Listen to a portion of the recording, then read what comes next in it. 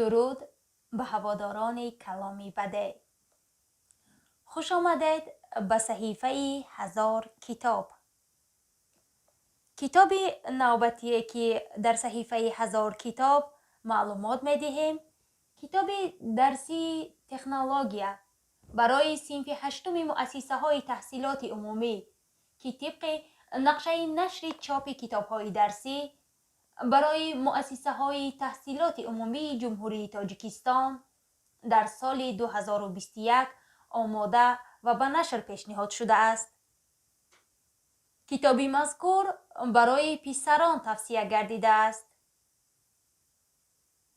مؤلفان ادبیات تعلیمی نام برده نامزد علم‌های پداگوژی رحیموف سعید محمد، دکتر علم‌های پداگوژی پروفسور عزیزوف عبداللطیف، نامزد علم‌های پداگوژی اسلاموف سبحان و نامزد علم‌های پداگوژی عزیزوف شیرزاد و محرر کتاب منور می باشند.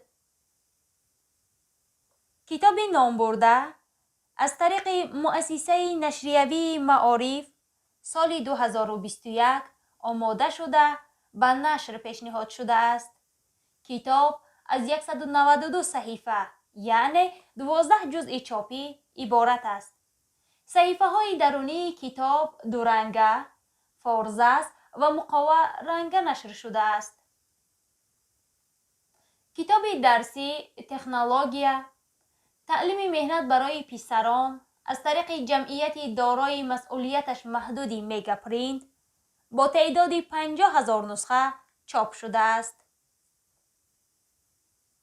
کتاب درسی تکنولوژیای صنف هشتم خوانندگان را به فصلهای اساسهای استحصالات، کسبهای خواجگی خلق و تصنیف آنها، برق در روزگار، مدنیت کارهای تعمیری و ساختمانی، کسب و هنرهای ملی شناس می کند و خوانندگان می توانند مستقلانه لایحه‌های ایجادی دلخواهشان را انتخاباً موافق فصلهای برنامه اجرا نمایند.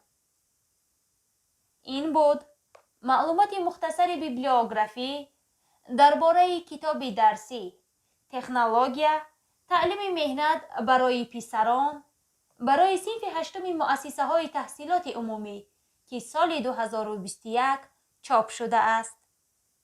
خیر تا بازدید در صحیفه 1000 کتاب.